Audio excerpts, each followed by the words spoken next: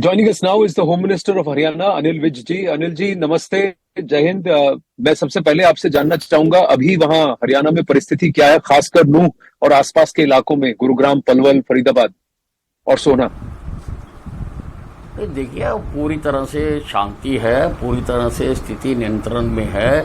हमने हरियाणा की 23 और केंद्र की 20 कंपनियां वहां पर डाल दी हैं और 8 सेक्टर बनाए गए हैं, 8 जो थाने हैं, हर थाने का एक आईपीएस को इंचार्ज बनाया गया है। और आज चंडीगढ़ से कुछ आईएएस भी भेजे जा रहे हैं जो वहां बैठकर सारी स्थिति का अवलोकन करेंगे। हम पूरी तरह से जो जो साक्ष्य मिल रहे हैं, चाहे वो सीसीटीवी से मिल रहे हैं या अदरवाइज मिल रहे हैं, उनके आधार पर हम एफआईआर दर्ज कर रहे हैं। 41 एफआईआर हमने अभी तक दर्ज कर दी है और 116 आदमी अभी तक केवल नूह में गिरफ्तार हो चुके हैं। बाकी जगह से भी गिरफ्तारियां हुई हैं, जैसे गुड़गांव से, सोना से, रेवाड़ी से, वो भी गिरफ्तारियां हुई हैं और उसकी भी एफआईआर दर्ज की गई है। अनिल जी, प्रशासन को दोष दिया जा रहा है, कहा जा रहा है कि पुलिस सतर्क नहीं था, इंटेलिजेंस फेलियर कहा जा रहा है। कि क्या आपको भनक नहीं थी? सोशल मीडिया में काफी दिन से इस पर उबाल हो रहा था कि ग्राउंड पर ऐसा कुछ हो सकता है। जो वहां चश्मदीद हैं, जिनकी दुकानें टूटी हैं या लूटी गई हैं, वो भी कहते हैं कि पुलिस और प्रशासन वहां पर मौजूद नहीं थे। नहीं, इस सबके हम पड़ताल करेंगे। अभी जो प्राइमरी काम है हमारे सामने वो है वहाँ पर स्थिति को पूरी तरह से नियंत्रित करना, शांति बनाए रखना और जो जो लोग दोषी हैं उनकी पूरी तरह से खोजबीन करके उनको सज़ा दिलाना। और ऐसा तो जिस ढंग की ये वहाँ पर आगजनी हुई है, गोलियां चली हैं और जिस प्रकार का तांडव हुआ है, वो कोई एक दिन का काम नहीं हो सकता। उसके लिए किसी न किसी ने मास्टरमाइंड किया होगा और हम उसको भी फाइंड आउट करने की कोशिश कर रहे हैं। लेकिन हम तथ्यों पर आधारित सब कुछ जांच करना चाहते हैं और सारी स्थिति को हम सामने लाएंगे, लोगों के सामने बेनकाब करेंगे कि किसने ये खेल खेला है, किसने प्रदेश की और देश की शांति को भंग करने का प्रयास किया है। आपको क्यों लगता है कि ये प्री प्लान्ड है, सुनिश्चित तरीके से किया गया है अनिल जी? हाँ जी, बिल्कुल बिल्कुल। आप देखिए ना जी, साइमल्टेनियसली सभी जगह पर छतों पर पत्थर आ जाना, गैस के सिलेंडर आ जाना, नाकों पर गोलियां चलाना, तो ये बिना प्लानिंग के तो नहीं हो सकता ना जी। एकदम तो नहीं हो सकता। अगर एकदम हो फिर तो फैलते फैलते फैलती है, एकदम कभी नहीं फैला करती। अगर एकदम कई स्पॉट्स पर दंगा हुआ है, थाने को आग लगा दी है, अस्पताल को तोड़ा गया है, गाड़ियां जलाई गई हैं, तो ये एकदम तो नहीं हो सकता। उसके लिए कुछ न कुछ इकट्ठा किया होगा ना जी, पत्थर इकट्ठे किए होंगे ना जी। इतने लोगों को पत्थर लगे हैं तो किसी न किसी ने तो प्री प्लान किया है कि कहाँ से यात्रा आएगी, कहाँ से यात्रा जाएगी, अगर एक्स्ट्रा पुलिस फोर्स मंगाई जाएगी तो कहाँ से आएगी। गुड़गांव से हमारी पुलिस गई उनकी सहायता करने के लिए और बॉर्डर के ऊपर ही उनके ऊपर फायरिंग कर दी गई, हमारे 2 होमगार्ड के जवान मारे गए। तो कोई तो कर रहा ना जी, इसको ऐसे तो नहीं माना जा सकता ना जी कि भाई ये एकदम हो गया या कुछ हो गया। और ऐसे कोई उत्तेजना पूर्वक कोई कहीं किसी साइड से बात की गई हो, उसका भी कोई साक्ष्य सामने नहीं आ रहा।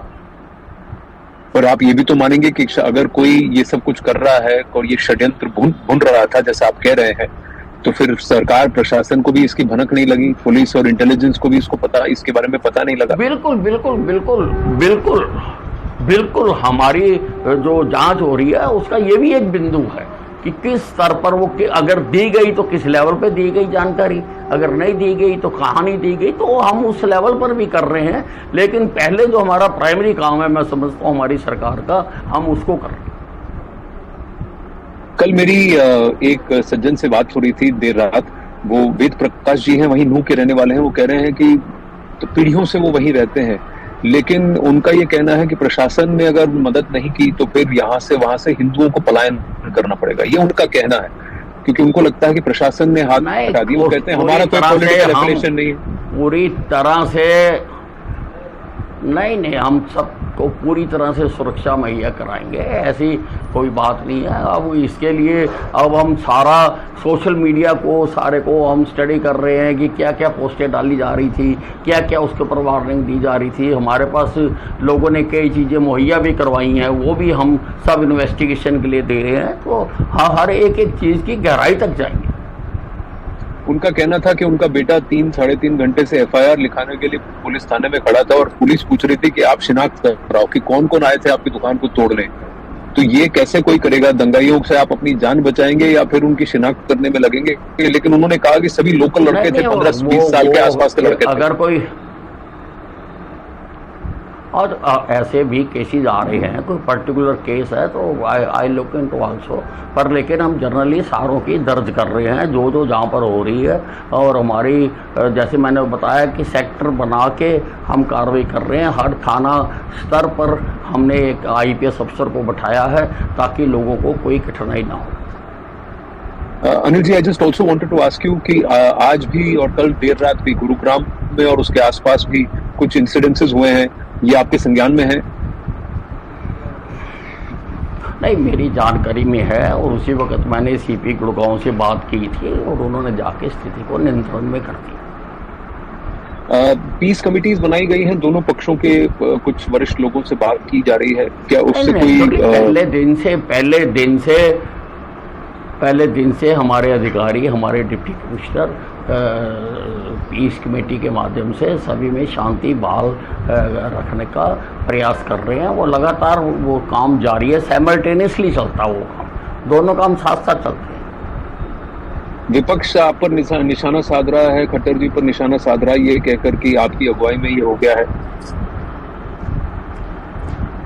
देखिए, ये कोई समय नहीं है अभी राजनीति करने का, और अभी तो सबको मिलकर और विपक्ष को भी मिलकर अपनी जिम्मेदारी का परिचय देना चाहिए कि सब जगह पर शांति बहाल हो। राजनीति करने का जब समय आएगा तब जो भी प्रश्न वो कहेंगे हम जवाब देंगे उनका। हमारे ऊपर दायित्व है जवाब देने का, हम देंगे सबका जवाब। कुछ अरेस्ट हुए हैं अनिल जी, और क्या कोई सूत्रधार के करीब के पास पहुंचने की कोई कवायद हुई है? अभी तक आपने डिटेंशंस की बात कही है, लेकिन हार्ड अरेस्ट कुछ हुए हैं? नहीं, कर रहे, और क्या होगा? कर रहे हैं अभी। It is not proper to rush to any early conclusion. We are reaching, हम काम कर रहे हैं उस दिशा में। वन लास्ट क्वेश्चन सर, वो पुलिस थाने को बस के साथ उसकी दीवार तोड़ने की कोशिश की गई, अंदर जाकर कुछ गाड़ियों को आग लगाने की कोशिश की गई। Is there a cyber crime? उसका जो वो साइबर थाना, हाँ जी, जो साइबर थाना पर हमला हुआ है उसके भी वो कौन लोग थे, क्या उनका मकसद था, पीछे हमने साइबर क्राइम के लिए वहाँ पर काफ़ी जांच भी की थी कि वो क्या वो वही लोग थे। इस एंगल से भी हम जांच कर रहे हैं।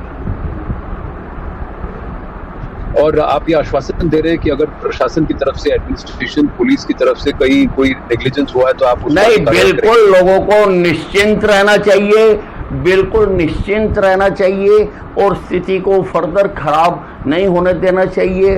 और मैं मानता हूं कि सबको अपनी बात कहने का हक है, लेकिन कानून को किसी को हाथ में नहीं लेना चाहिए, शांति को बनाए रखना चाहिए। Anil Vij ji, thank you for speaking with us. धन्यवाद सर।